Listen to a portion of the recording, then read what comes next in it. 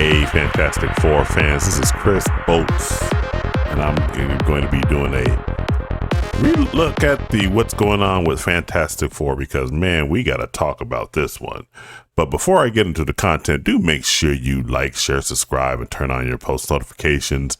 All that stuff helps me out. And if you watch this video to the end, I really appreciate your support. Now, Fantastic Four First Steps is almost upon us, and let's just say I don't really know what's really going on with this thing here. Here we're looking at some of the marketing. This poster right here, I don't know. This just does not look like anything that really screams, hey, go out and watch this movie. Now, this is the cover of Empire magazine. The suits may be okay, but I think the characters are, I just cannot buy the realism of Pedro Pascal as Reed Richards. I know Vanessa Kirby she has the look of Sue Storm, but she's an older Sue Storm. We got the female Silver Surfer back here. And then we got Johnny Storm, which we're told is not going to be the Johnny Storm.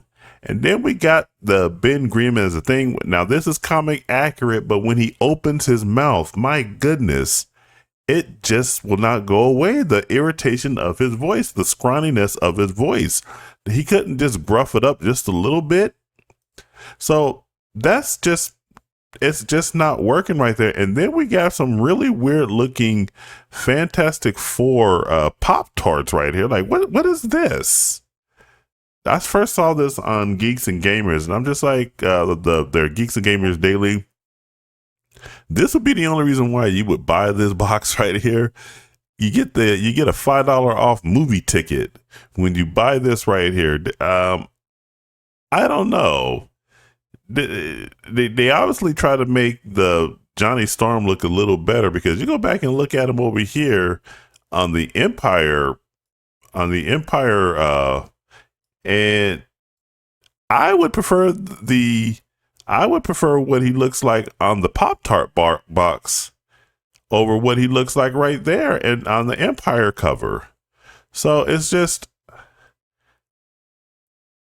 not working for me as far as what's going on with these characters. I actually like this look better. That look right here is much better than his actual look of what he will look like in the movie. And speaking of which, we finally got some ideas from the test screenings. Now, the test screenings, they came back kind of mixed. And let me go over to the Twitter page because the Twitter page is a little better. We got some of them right here where MCU Film News says most viewers found it just okay. Only a few called it great. Galactus stood out as the highlight, with every scene featuring him feeling truly epic, which we're hoping for, because, you know, Galactus is a larger than life figure in every sense of the word. So we would hope that he would actually feel epic when he's on the screen. But just to drill it down a little bit further, it says Ralph Ineson's portrayal of Galactus is described as terrifying and the best part of the movie. Galactus' design looks like he was ripped straight from the comics, which is true. The film's plot feels very Lovecraftian, with a cosmic horror angle that gives it a lot of personality. Well, that remains to be seen. But the negatives of this were that viewers felt the characters lacked development, which means there's not going to be anyone that's going to be emotionally invested with these characters. And then Reed Richards' powers were underwhelming, and the Thing was barely used. And that's always been the problem with translating Reed Richards' powers to the live screen. That was the same problem in the first two Fantastic Fours, Fantastic Four and Rise of the Silver Surfer, and also when it came to Fanforstic, whatever you want to call that shit that Fox created just to retain the rights to Fantastic Four. Hell, you're even having the same problem with One Piece live action when Netflix is trying to replicate Monkey D. Luffy's rubber stretching powers. It just comes off looking weird and inauthentic, because our mind says that the body shouldn't move in that way. So it looks like that continues to be the case here with Fantastic Four. Well, I'll just have to wait and see when I go and check out the movie myself when it releases this July 25th.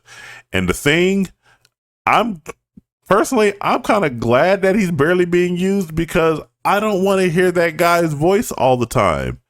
It's already bad when they released that scene with him cooking with Herbie, and how he just sounds so wimpified. So it works for me that he is not being shown all that much or anything like that. So that to me works well in my favor. But again, this, at least from the early reactions, it sounds as though this might be for whatever reason, we're just not going to be able to get a proper push of the Fantastic Four on the live screen. Now, I'm still going to reserve ultimate judgment of the movie after I see it. But there's all kinds of warning signs here for this movie. We got I think it's a really poor casting, other than Vanessa Kirby and other than Ralph Ineson as Galactus. It's a really poor casting and everything, in my view.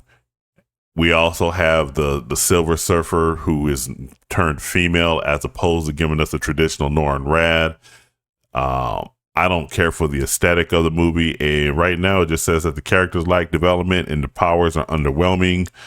But it does have those positives there in regards to it. So who knows? Maybe it might turn out to be a really good thing and everything like that. Now, and there is one last thing that if you guys don't want to hear this, I'm putting out the spoilers right now. If you don't want to hear this or anything like that. But the post-credit scenes has been leaked, and basically it right there, according to Trusted Scooper, My Time to Shine Hello, the stinger features Vanessa Kirby's Sue Storm reading to her and Reed Richards' son, Franklin. She gets up, and when she returns, she finds Dr. Doom holding his mask and sitting next to Franklin. However, it doesn't seem like fans will get their first glimpse at Robert Downey Jr. in the role.